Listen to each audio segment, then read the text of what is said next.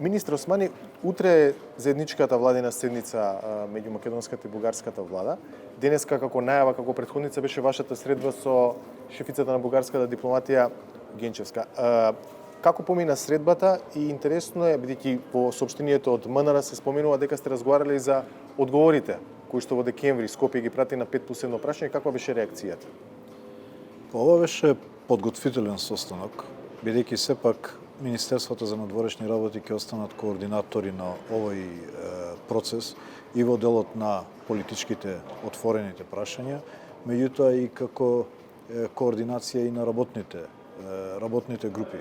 Така да беше важно денеска во пресрет на таа меѓувладина средба утре, денеска да ги поставиме насоките на самиот процес во смисла на календарот на средбите и во делот на политичките прашања, во делот на структурата на разговорите, за да може веќе во наредните денови да се почне и тој процес на разговори по однос на политичките прашања, односно така наречениот пакет 5+1.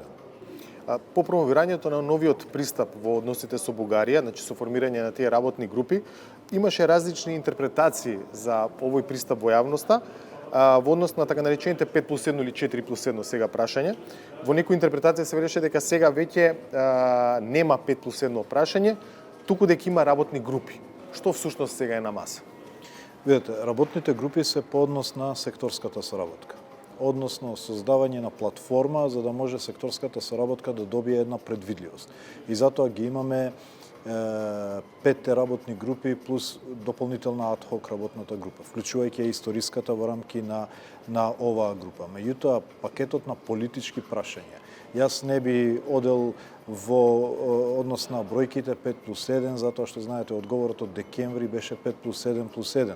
Така да релативно е дали е сега 5+1 или помалку, затоа ќе кажам пакетот на политички прашања исто така ќе се разговара паралелно со овој процес на создавање платформа за секторската соработка и работата на историската комисија и тоа ќе се случи паралелно во рамки на разговорите на двете министерства за надворешни работи кои што јас очекувам за наредните денови да се случи.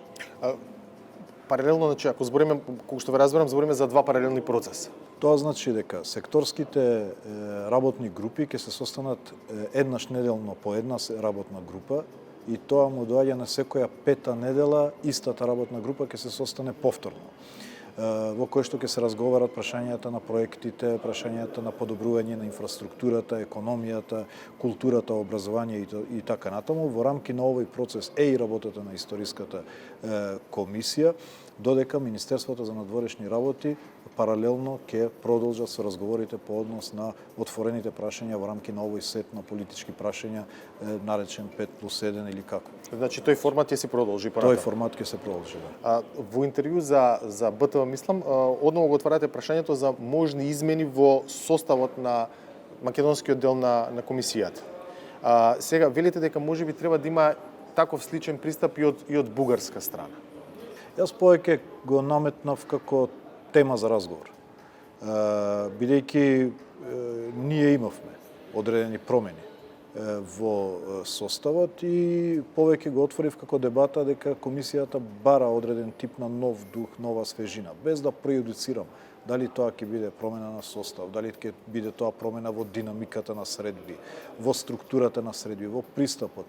Едноставно, во разговорите со комисиите и они се согласуваа дека е потребна одредена свежина во нивното работење. Како што кажав, без да преюдицирам што тоа би било, сепак мислам дека од оваа временска дистанца од 2-3 години колку работи комисијата, имаме доволно искуство да може да направиме еден пресек, да направиме една рефлексија по однос на предностите и слабостите на досегашниот начин на работа, за да евентуално се даде нова свежина и нова динамика во процесот. Се разбира, сето тоа останува во рамки на законскиот основ, односно на договорот за добрососедство од 2017. Дали мислите дека од персоналниот состав на комисијата многу ќе зависи работата, функционирањето, па на крајот и епилогот од Видете, работата на таа сигурно комисија. тоа е важен фактор. Јас сепак тоа го оставам на самата комисија. Знаете дека последниот член, кој што се уште не е одреден, и јас, иако тоа е моја обврска да предложам на влада, јас го препуштив на комисијата, на председателот на комисијата да предложи член, бидејќи тие најдобро ги знаат експертите. Не се мешам во внатрешната динамика на работење, меѓутоа се обидувам да ја отварам темата дека можеби од оваа временска дистанца може да учиме од одредени искуства за нивното работење, бидејќи за двете држави историската комисија беше ново искуство кога се создаде. Сега можеме да кажеме дека имаме доволно акумулирани искуство од двете страни да може да направиме пресек, па евентуално да продолжи на ист начин или пак да се внесе нова динамика. Меѓутоа, реков, тоа е повеќе отварање на дебата, на разговор, кој што ќе се случи во рамки на овој процес кој што го отвараме сега.